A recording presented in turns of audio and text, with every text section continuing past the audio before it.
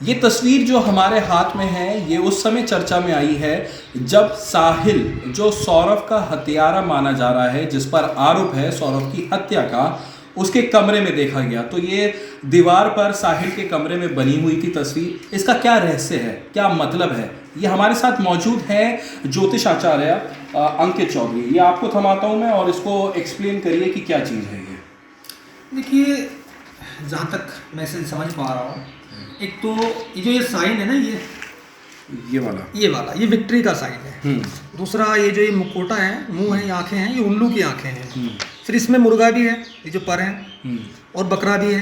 ठीक है, ये जो ये है ये कुछ इस तरीके का है कि जैसे यंत्र बनाते हैं ना, तो ये तामसिक प्रयोग है, मारण उच्चाटन के लिए ये चीज़ों का प्रयोग किया जाता है। ठीक है ना? अच्छा जी। और ये उल्लू तंत्र, उल्लू विद्या, उसका प्रयोग किया गया है। आंखों का क्या रहस्य है ये आंखों का रहस्य अगर हम देखें, इसको देखें, तो ये व्यक्ति को वशीभूत करने के लिए, व्यक्ति को सम्मोहित करने के लिए होता है। अच्छा, ये किसी को सम्मोहित करना चाह रहे थे? हाँ, आपको ये लगता है सम्मोहित करने के बाद ही व्यक्ति पर वो अपना प्रयोग कर सकते हैं। आपको पता तो होगा वैसे क्या पूरा हत्याकांड हुआ है, सुना इसके है। बारे में पता तो होगा।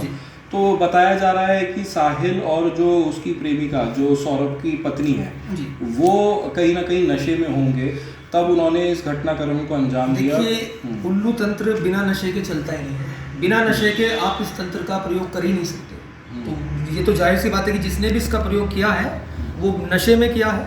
और ये तंत्र, क्योंकि हमारे यहाँ पे क्या है, जहाँ तक हम जानते हैं, देखते हैं, तो हमारे यहाँ का ये तंत्र मुझे लग भी नहीं रहा है। ये तो किसी बड़े तांत्रिक का ही खेल है, क्योंकि इस तंत्र को सिखाना यहाँ मुमकिन ही नहीं है। तो कहीं बाहर का ही तंत्र है, हो सकता है नेपाली तंत्र हो, क्योंकि वहाँ तंत्र बहुत ज़्यादा प्रयोग किया जाता है। ऐसी क्या बात थी, क्या चीज़ हुई आपस में, किस बात पे झगड़ा हुआ कि नहीं हुआ, ये सब चीज़ का सलूशन मुझे चाहिए।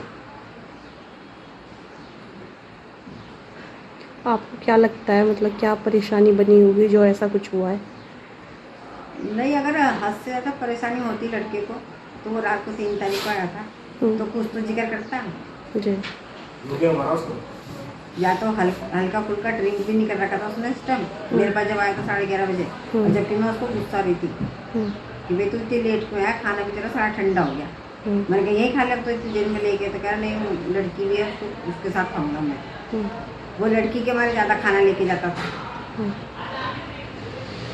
कि वो दिन भर भूखी रहती है, वो कुछ बनाती नहीं थी, करती नहीं थी। वो तो वहाँ के गली मोहल्ले वाले बता रहे कि जोमेटो वाले की लाइन ही टूटती थी। दिन भर में 36-50 से जोमेटो वाले आते थे। देखो, मर्डर के बारे में तो हमें कोई पता नहीं है। वो आए 5 तारीख को आए हमारे पास, हमारे को बोला रूम चाहिए। हमने उनको रूम दिखाया, रूम दिया हमने। 1800 रुपये में उन्होंने रूम लिया हमारे पास। 2 दिन हमारे पास ठहरे। 3600 रुपये ऑनलाइन पेमेंट भी हमारे पास आई है। क्या एड्रेस था, कहाँ से वो लोग आए थे? मेरठ का एड्रेस है, यूपी का।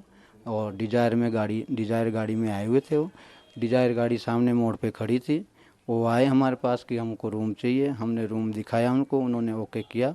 जब ओके रूम हुआ, डिजायर को बुलाया, यहाँ पार्किंग में गाड़ी लगाई हमने, और फिर उनका सामान लगेज वगैरह मंगवाया और रूम में छोड़ा।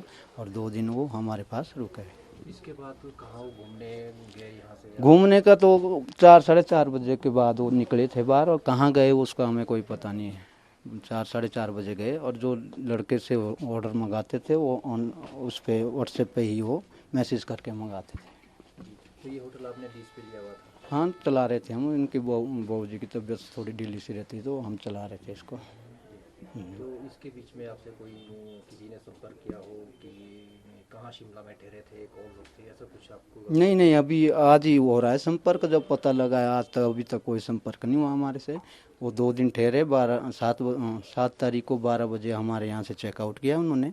वो यहाँ से मनाली गए कि कसोल गए, कहाँ गए उसके बारे में हमें पता नहीं है।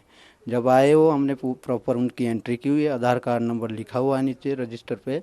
जब आए वो प्रॉपर एंट्री करके, और फिर उन्होंने अराइव फ्रॉम मेरठ से है, और प्रोसेसिंग टू उन्होंने कसोल लिखा है हुआ हमारे कि कसोल जाएंगे हम आफ्टर शिमला के बाद।